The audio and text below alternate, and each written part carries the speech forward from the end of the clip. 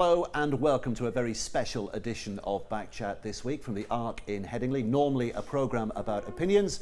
Today we have two of the game's most influential opinion formers. Gary Hertherington, the Chief Executive of Leeds, and sitting alongside him, the owner and chairman of Wigan, Ian Lenagan. We were hoping to be joined today by Marwan Kukash of Salford, but unfortunately he pulled out 3 hours before the programme because he wasn't feeling too good. So hope you're feeling better soon, Marwan. But we've got Gary Schofield as a late substitute, just as he was in the 1985 Challenge Cup final.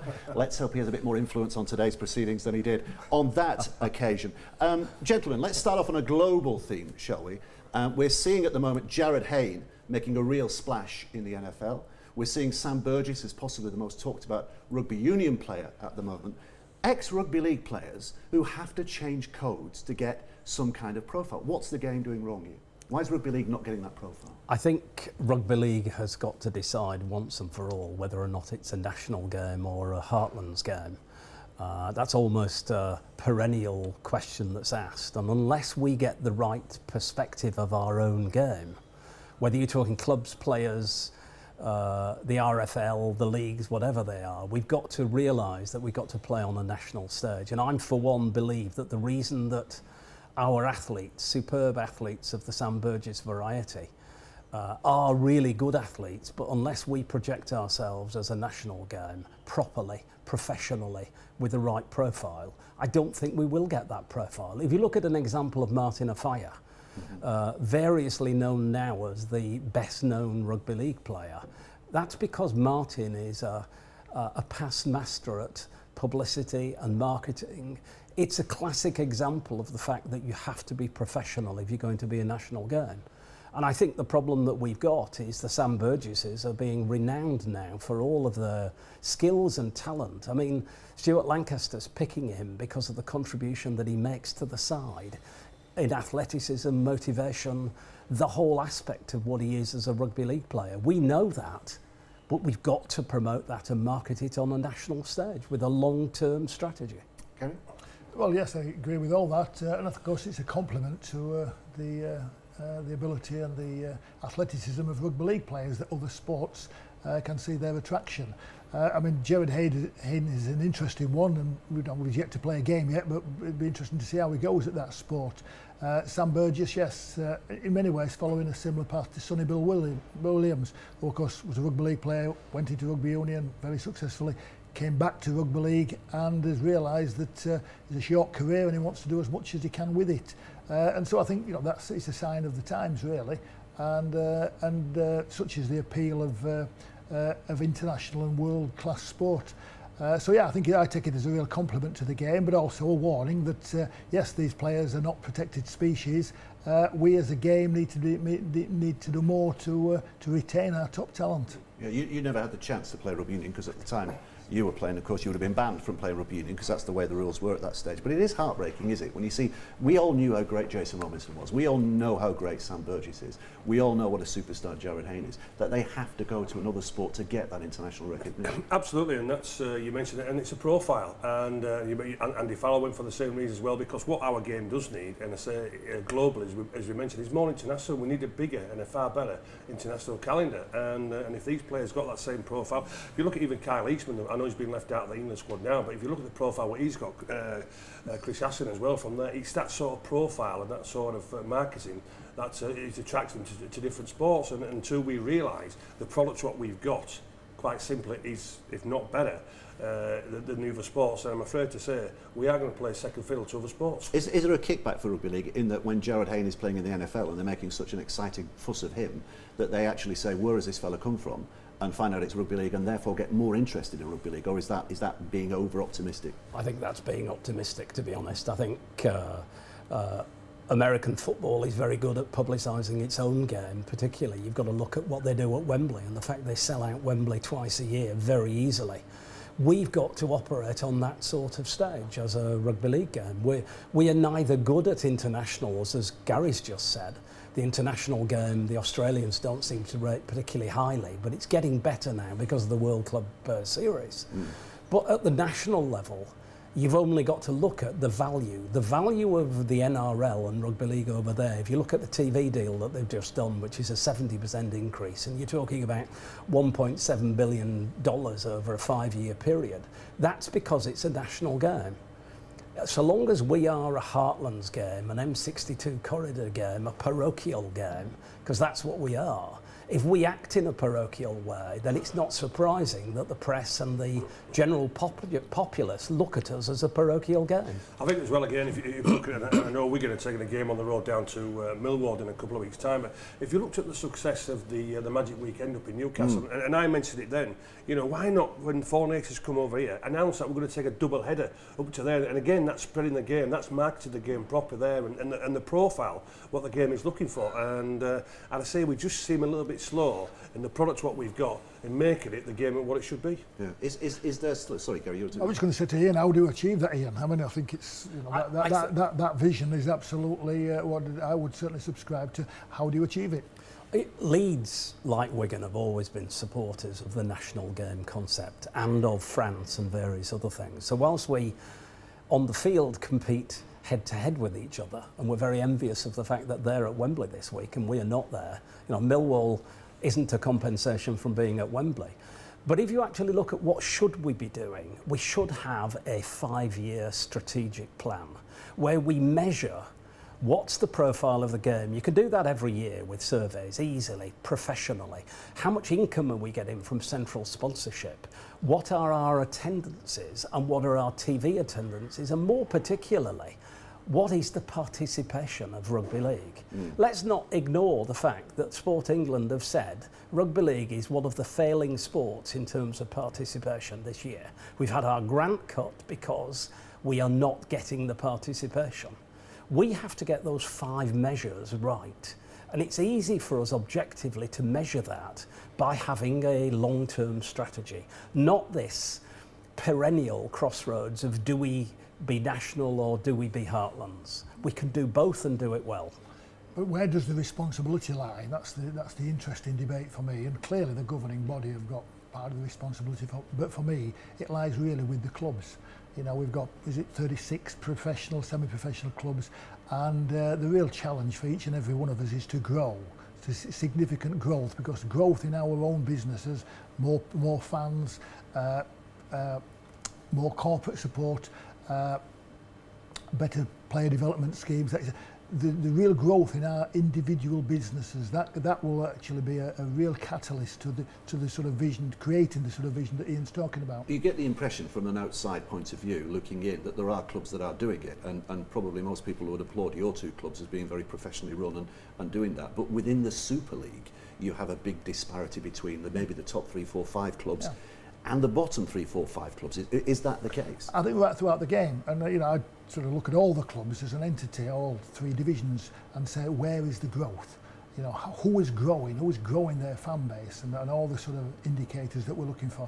And there's not enough growth, and that's the biggest challenge, I believe. And that responsibility lies firmly with the clubs themselves. Is there an over-reliance on survival, i.e. on the playing field in Super League? Is there an over-reliance on clubs like Wakefield who've got so much pressure on survival that they can't think about growth? You can see now with the number of signings that were made just before the deadline for the challenged for Super League clubs to strengthen their squad, and it was reminiscent of what used to happen before the quota system came in. I think we've got to deal with that as an issue. But there's probably a view that says, I sit with the Super League view that says Super League, like the Premier League, is the premier part of our game. And whilst the Championship clubs and Championship 1 are important, we have to concentrate, I believe, even more of our resources on promoting the game nationally. That's primarily through Super League, but the new structure and the middle eights and the rest of it, I think, has worked quite well in the Heartlands, but I don't think it's appreciated outside of the M62 corridor. I think we could use the extra money that we've got to promote the national game, and that's what I think we should be doing more and more, and that needs substantial sums to do it, for which we've got to increase attendances, as Gary says, but that's very difficult. You know, it's very difficult growing attendances in your home base. And if you look at the Super 8s at the moment, and I'm sure we'll be going on to talk about that, one of the concerns about the first 3 weeks are the attendances. Yeah. Particularly the attendances of the big clubs. Television audiences, on the other hand, are higher. So it's worked from a TV viewpoint, but we don't get any extra income from that. Just going back on Ian's point there, is the game's strength, a perennial weakness, i.e. the family of rugby league, that we are maybe too preoccupied of looking after the whole family, when we should be actually saying, let's concentrate on the top clubs, give them the money and the funding, and then you'll get the drop down of cash to the smaller clubs. Gary? Well, you'll have a big debate there, won't you? Because everybody, when you look at the way the governing body is, you know, every club has a representative there, don't they? So I think you'll have quite a bit of disagreement from the little clubs to the bigger clubs, because I think overall everybody has a vote, Gary, is that right? And they can have quite a big influence on how the money should be shared. Yeah, we've had breakaways before. Is there any kind of mood of a breakaway at the moment? Yeah, but in truth, that's actually not how it works. You know, Super League is an entity in itself in many ways and controls its own TV contract. But you know, I think, you know, the concept of the Super 8s and the restructuring of the competitions was a game-wide solution. And it was to actually strengthen both Super League, the Championship, give entry and exit from the Super League. I think it's got the capability of achieving all that. But you know, we come back to we can sort of fight and squabble about the money that's available now. The real challenge is to create a lot more. And then of course we can't spend what we've not got. We've got to create a lot more wealth in the game, a lot more income, and then work out how best that. But there are only really 3 things that you can do with income. I think there's the television deal, there's attendances, and there's sponsorship. Those are the only 3 places. Community sponsorship as well, and community sponsorship has become very strong. It's very difficult to grow the attendances, as we've proven over the last 10 years. The big games get better generally, but that's not happened, for example, in the Super 8s. But it did earlier in the year, for example. If you look at Wigan against Leeds, earlier in the year, very strong attendances, and the previous year. But for some reason, the recent game, Wigan against Leeds, and they're always televised, Wigan and Leeds games, 3,000 down, compared with 18,000 last year and 17,000 in the regular season. So attendances are not that easy to grow. Why do you think that is? I mean, when you see those... Because we don't work hard enough. Right. Primarily, we don't, as individual clubs, we don't work hard enough, and we're not well enough resourced. That's the. I believe, and I disagree with you. I think you can grow attendances. We all agree we've got a great spectacle, we've got a great product. Facilities are so much better than they ever used to be. We've actually got. We're well priced. We're family priced.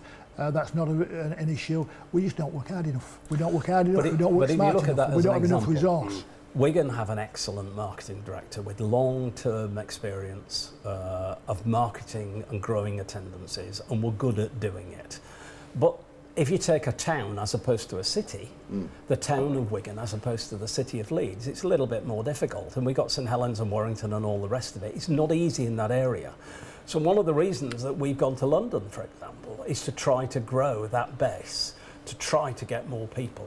We are very professional as a club, and I think you were right of what you said about Leeds and Wigan, and there are others, you know, the St Helens of this world, and Warrington and a few others. Huddersfield try very, very hard, but cannot grow their attendances. Yeah. I don't know why, because they're professional people. So I personally believe that we need to focus even more on Super League, and I believe that we need to promote at the national level. More than anything, I think it's the profile of the game that's holding back our attendance. It's not what we do as a club. Would you agree with that? Certainly, in terms of the sort of national vision, absolutely. And you know, I commend Wigan's taking their game into London. I can see that it might not sit comfortable with their fans who have to travel to see that game. But I think, you know, that is an attempt to actually develop their profile. You know, it's not that they're going to get that many people from London travelling to Wigan's home games, but actually people following the club and becoming associated with the club.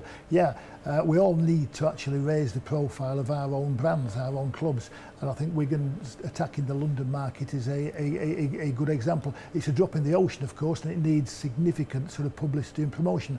I think we can take a leaf out of the book of the NFL. The NFL have brought their game to England. 10 years ago, it had a very, very minute following. Now it's a growing following. They can sell out major games at Wembley, and it's got a huge following.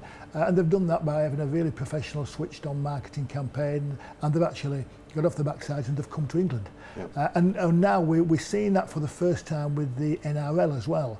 The Australian clubs, they're all big brands in Australia, but they're not recognised brands outside of Australia. So there's a realisation now that they actually need global exposure.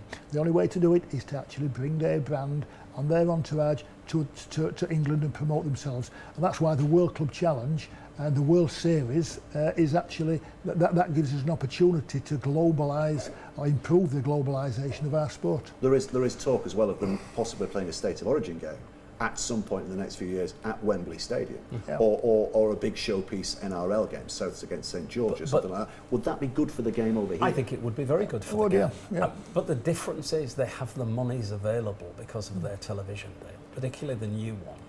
And because they're becoming aware, through the World Club Series particularly, of the importance of the international dimension. And Gary was one of the lead people in promoting the whole World Club Challenge, World Series side of it. I think because of that, they're recognising the brand importance, the profile importance. It's not, I mean, people talk about Wigan taking a game all the way 200 miles to London. Yeah. You know, they take games 3,000 miles away. They play home games in New Zealand and in Perth and in all sorts of places. Yet we are even in a debate about whether or not we should play in London. It's almost laughable in terms of the profile and marketing of rugby league as a national game. Okay, well, we'll get stuck into more of the Super 8s and spreading the game in the next part of Back Chat. Join us in just a few moments' time.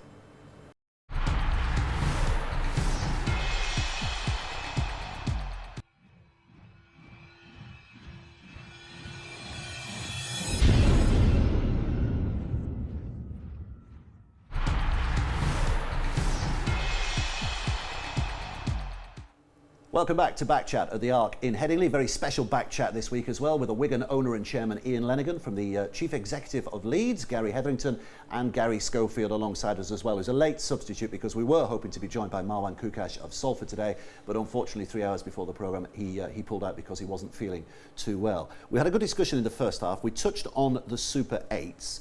Gary, has the Super 8s worked? Is it working from what you can see so far? I think it is, yes. And of course the real test is going to be after round 7, because 7 consecutive games, really high intensity games, and with so much at stake in most of the games anyway, they'll bring out the best and indeed the worst in teams. I think it's creating a lot of interest amongst the fans, and certainly the television audiences have been very strong as well. I think it's, players don't generally talk a great deal about games and what's happening at other teams and such. I've detected that they are talking a lot more about these. So there's an interest from players and indeed fans, not only in the results of their team, but in the results of other matches as well, because of course they all have a significant impact on how their team's going to fare. But Ian, you're saying that the attendances are down in this Super 8. Why is that? I mean, we talk about working hard on it, but the season tickets still count for the Super 8. So why do you feel that sales are down?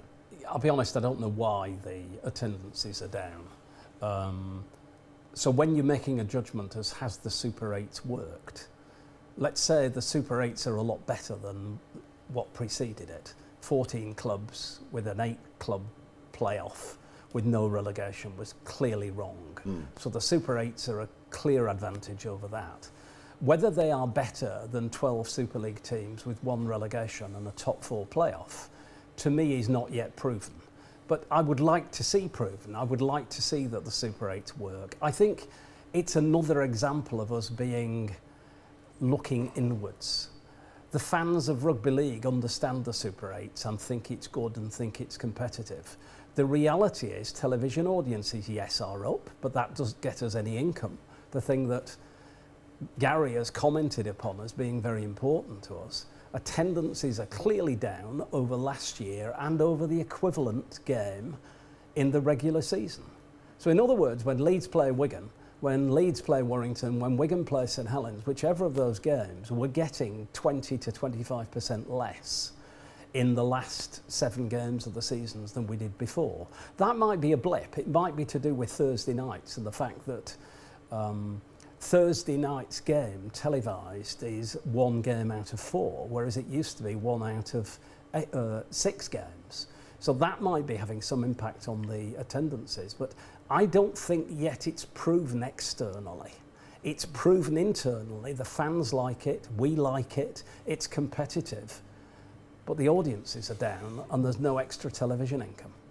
The middle, sorry, Gary. I was going to say, I think August is a factor in. Our attendance has always dipped in August, choose what. I think that is a factor, and also obviously we didn't know when the games were going to be. That's one of the downsides of the Super 8s. We only had 9 days' notice between the end of the regular season and our next home game, which was against Warrington. So that didn't, and that was August as well. So it didn't come as a surprise. A lot of our community initiatives that we would normally do for those games, we didn't do on that occasion. So I think there are some reasons, but of course, you know, whether it'll get proven this year, I think it'll only get proven after a period of time, and that's realistically going to be 3 to 5 years. But I think the indications are pretty strong. The indications are pretty good. But yeah, I mean, you know, we have to reserve judgment until we can do proper analysis and give it more time. And I think what I'm saying is it's not yet proven.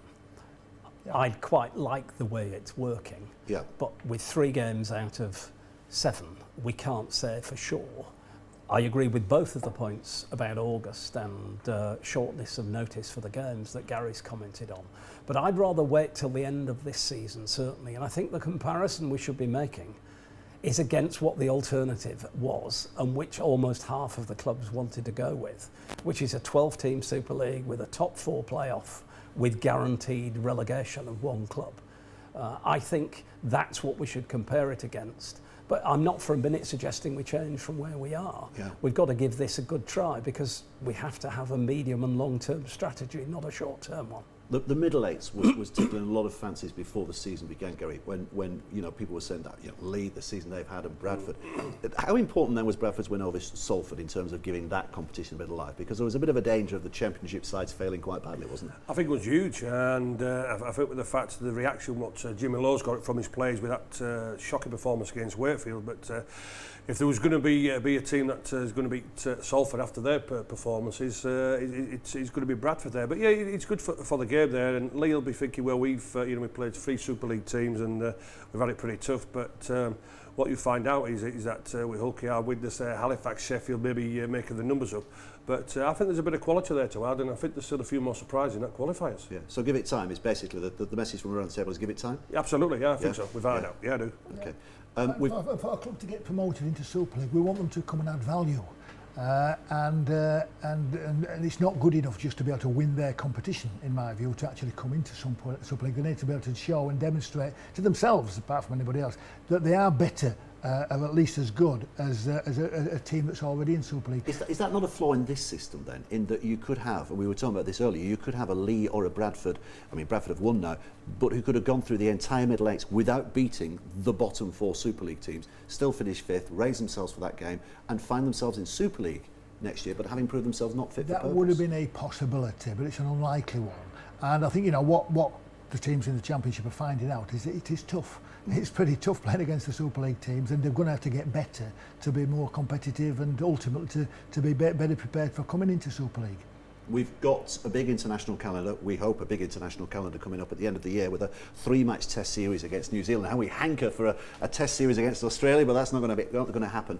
But this is going to come in the shadow of a Rugby Union World Cup. How much should we worry about the Rugby Union World Cup from a Rugby League point of view? I think rugby as a general topic is quite useful for Rugby League or for Rugby Union. I don't think we should be too concerned about it.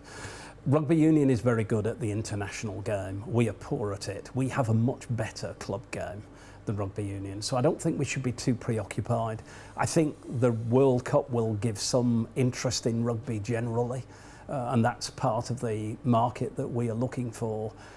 Provided we have a good series and provided we sell well at the Olympic Stadium for the England-New Zealand game, I think we'll come out of it on top rather than behind.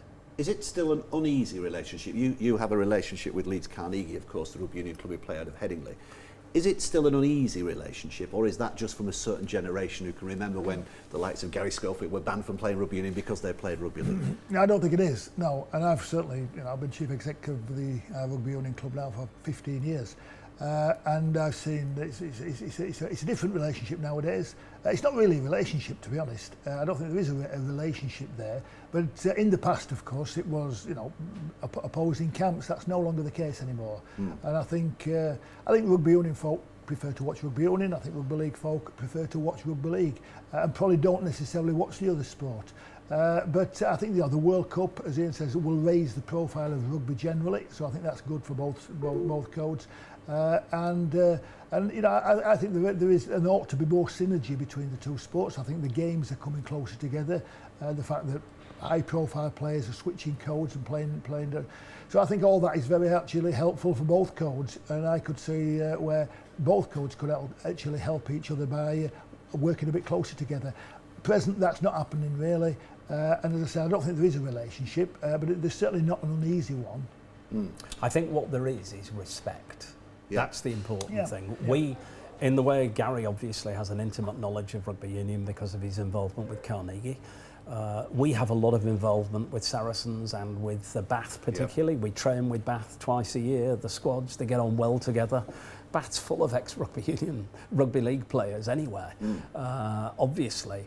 But the biggest thing I notice is the respect that rugby union has for the athleticism and the speed and the power of rugby league. There's no doubt that mutual respect is good for our two games. Okay. What about in the foreseeable future? I remember the BBC's rugby union correspondent, when rugby union went professional, saying that rugby league has now lost its raison d'etre. That was 20 years ago, and clearly it hadn't. But do you see a day in our lifetimes where the two codes actually come back together? Has rugby league, because you listen to rugby union interviews, England interviews, a lot of rugby league voices on there, as you've said. Do you see the days of two codes coming together? No, I don't ever see that being the case. I can see the case for a couple of games a year of a hybrid code. I think that would be very good for the game, and it's certainly something that we've been looking at on and off over the last couple of years, and I think Gary has as well. But there are people who support rugby union, people who support rugby league. I like both of them. I just happen to prefer by a mile rugby league.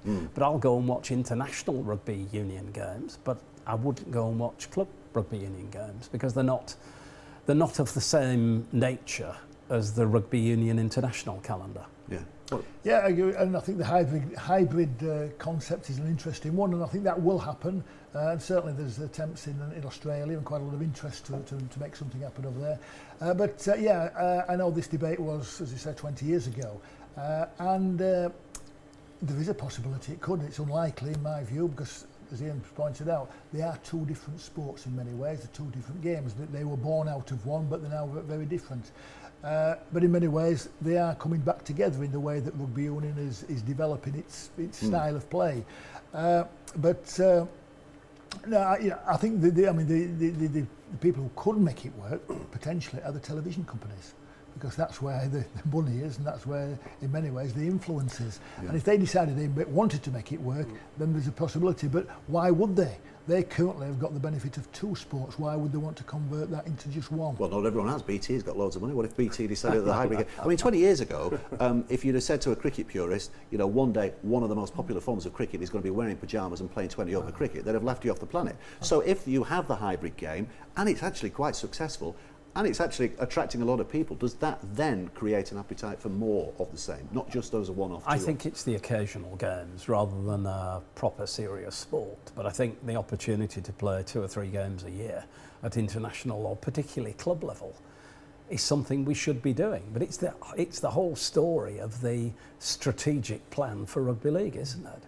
Have we got one? Have we got one that will take us to the national and international level? It's certainly a lot better now. If you look at Blake Solly and what he's been doing with Super League in terms of the far better professionalism of the launches and of other elements of the Super League game, I'm a great believer that we've gone forward some, but we've got to go forward 100%. And I think the opportunity for us, actually, you talk about 2020 cricket, I think our potential 2020 for rugby league is the nines. I think to develop the nines game, I think that could opens up so much potential, particularly for international. competition as well. But you know, I think to see the best teams playing against each other with their best players in a nines competition, that's a terrific game of rugby. Yeah. It's a much better game than sevens. It's a proper game of rugby, and I think rugby league lends itself perfectly to developing the nines game, not as to take over from the 13-a-side game, but purely as an alternative, just in the same way as Cricket 2020 is an alternative to the 3-day, the 5-day form of the game, and both could really thrive. And I think that's where rugby league, both internationally and domestically, has a real opportunity. Well, it has, but commercially we've got to get it right. We've got to get the television aspect of it right.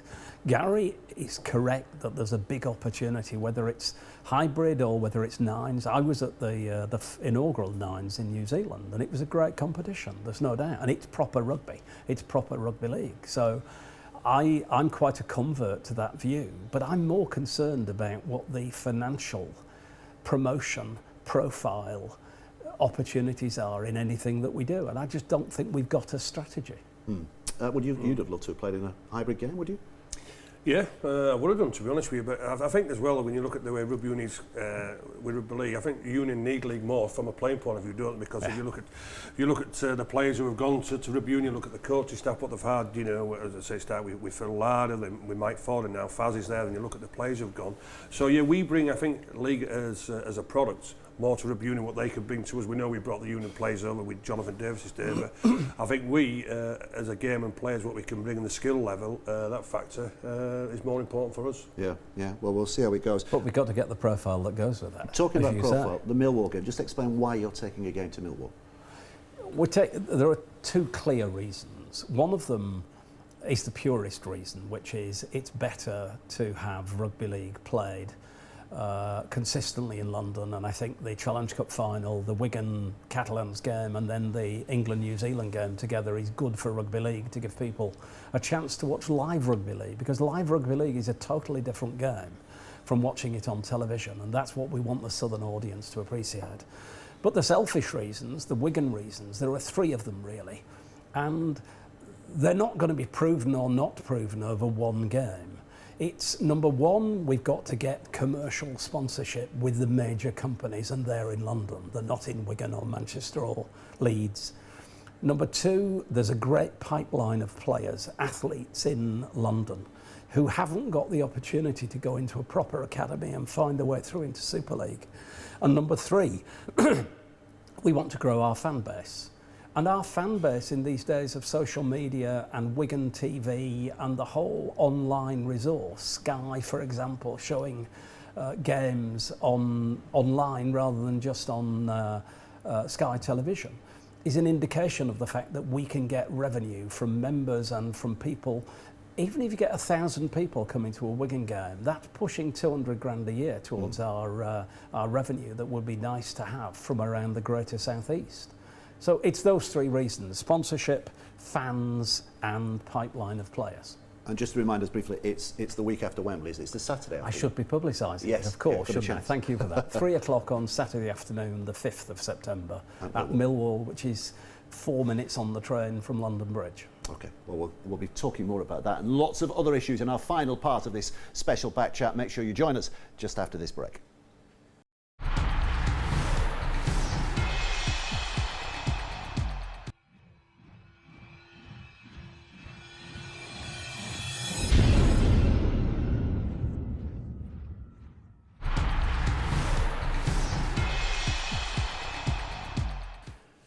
Welcome back to the third and final part of Back Chat from the Arc in Headingley. Our very special Back Chat this week, of course. We're joined by Gary Hertherington, the Chief Executive of Leeds Rhinos, also from the Wigan Club, the Chairman and owner Ian Lenagan, and Gary Schofield is with us as well, a late substitute for Marwan Kukash from Salford, who we had hoped would be with us, but 3 hours before the show pulled out because he wasn't feeling too well. Hope you're feeling better soon, Marwan.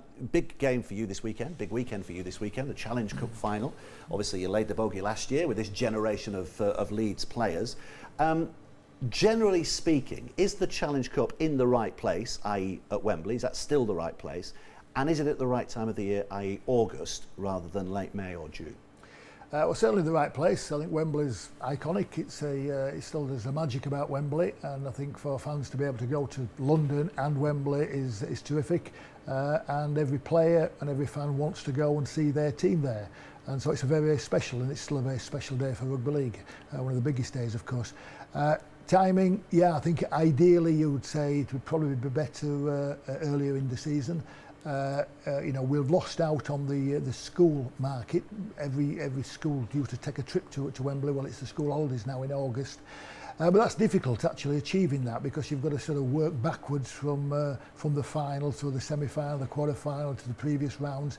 When do you actually start? When we had it in May before, of course, we were starting right at the start of the season, and that's not ideal either. So it's a difficult one, it's a difficult one, and there's a lot of other factors to take into consideration in actually determining the date of the final. But I think, as the Rugby League Challenge Cup this year, sponsored by Ladbrokes, is still a terrific occasion and a great competition. Well, don't forget the sponsor's naming. Excellent. We're ticking your box. I don't think the I's have been dotted and the T's have been crossed yet on the next TV deal, but I think they're very close. And I think the Challenge Cup will stay in the calendar as it is this year, next year, but there is the possibility for change thereafter. What do you think? Is it the right place now, or is it the wrong place now? I think Wembley's the right place, and I tend to agree with Gary. It should be earlier in the season if we can solve the practicalities. Gary? Oh, well, You played May finals, didn't you? Yeah, and May would be ideal, but for mine, we've been playing at Wembley there, and the occasion what the Challenge Cup brings for everybody associated with the clubs who get there. I still laugh, and I get annoyed when people say, that the Challenge Cup, it's losing its identity, it's losing its importance. No, it's not. For me as a player, and I'm sure there's all the supporters there, and I speak even today when we did the grand final at Old Trafford, it's still the biggest occasion for all the players. I can tell you, I bet you, as I've said before, 95% of players would rather say they would have a Wembley winners medal than a grand final medal, because Wembley is unique. It's quite simple as that. To both of you then, which is the easiest to shift tickets for? The grand final or the Challenge Cup final? It's not just a question of how easy it is to shift tickets, it's also the question of income that you get from it. Because Wembley has the big advantage of the fact that we make far more money from a club's viewpoint from Wembley than you do from the grand final. In terms of selling tickets, Leeds and Wigan have never had problems in selling vast quantities of tickets for either grand final or Wembley. So I don't think it's really a factor. Yeah, I agree, and I think it's more about the general Rugby League audience going to game rather than just the clubs of the supporters of the competing teams. I mean, the grand final, you've got a week's notice in terms of getting there, so that's a difficulty in itself. Wembley, we've got 4 weeks between semi-final and final, but we're taking hordes of fans to the capital on Saturday. We'll do the same if we get to the grand final at Old Trafford. Old Trafford is easy to get to, but of course Manchester doesn't have the magic of London. So I think we've got two great events there, and I think the grand final has certainly complemented the Challenge Cup final. They're both of an equal standing in my view, both terrific competitions for the game. And I think we've now got other big events as well, like the Magic. Where do you fit the Magic in? If we, in terms of that's got to be fitted into the calendar as well, and that's going to grow and grow as it is indeed it is doing. So I think that there are some key challenges for the game, but I think it's just down to all of us to just work that bit harder to try and make sure that we fill the stadiums in future. Wembley will look good on Saturday. I think our ticket sales have been really strong.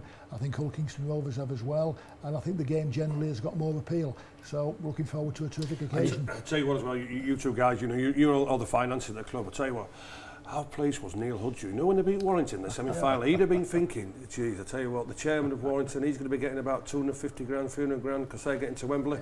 Tell you what, come 5 o'clock, he must have been smiling, fellas, mustn't he? Yeah, but I mean, and Ian's talked a lot about finances, and it's, of course, absolutely crucial to the game that we can grow finances. But apart from that, it's the magic of going. Absolutely. Hull Kingston and Rovers have not been for 29 years. For Neil to be going as chairman of his club, and for any supporter of Hull Kingston Rovers and player to be going, that's magic. There's fans of sports clubs around the country who never ever get to see their team, their players in a final or even a semi-final for that matter. The fans of Hull Kingston Rovers and Leeds and all Rugby League fans ought to feel privileged on Saturday to be at a terrific occasion. And that's an override. That does override the financial benefit. Let's not forget, probably the single most important factor is the viewing figures. Because it's on terrestrial television, it's the biggest possible exposure for rugby league. And I have to say, I thought the way that the BBC raised the game with the semi-finals in terms of the coverage was ultra professional. And Sky, who've been great supporters of rugby league for donkey's years now, and without them we would really be in a mess. I think it's good that they're being challenged, because the BBC, and I'm not saying it because of you and the BBC, but I thought the way in which the whole semi-final series was run was great for our game, and I think if they do the same for the final, it'll be even better. Well, obviously, a declaration of interest, so we'll move things on. Marquee players, I think both of you, I think I might say that both of you voted in favour of marquee players. What difference is it going to make to our game? Sam Tompkins is your marquee player next year. Is that right? Do you have to say who your marquee player is? I think you do. I believe so. Yeah, I think you do. Right. And so I think I'm assuming that Sando is Warrington's marquee player. And we're all waiting for Marwan's marquee player, aren't we? We're waiting for Marwan. He promised to deliver a Sonny Bill Williams. Can I just say, Chris Sando, marquee player, is he? Well, the way he's performing.